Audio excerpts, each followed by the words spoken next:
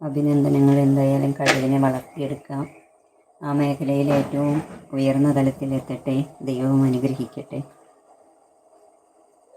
ഓരോരുത്തർക്കും ഓരോ കഴിവ് ദൈവം കൊടുത്തിട്ടുണ്ടല്ലോ. ആ കഴിവിനെ വളർത്തിയെടുക്കുക. ആ മേഖലയിൽ നല്ല രീതിയിൽ ഉയർച്ച കിട്ടാൻ വേണ്ടി എപ്പോഴും ദൈവത്തോട് പ്രാർത്ഥിക്കുക. നമ്മൾ കഠിനാധ്വാനം ചെയ്യുക, ദൈവത്തോട് പ്രാർത്ഥിക്കുക. തീർച്ചയായിട്ടും അതിൻ്റെ ഗുണം നമുക്ക് കിട്ടും. അഭിനന്ദനങ്ങൾ. എന്തായാലും വരട്ടെ, നല്ല രീതിയിലെത്തട്ടെ, നല്ല ഉയർച്ച കിട്ടട്ടെ, അറിയപ്പെടുന്ന ഒരു വ്യക്തിയായി മാറട്ടെ.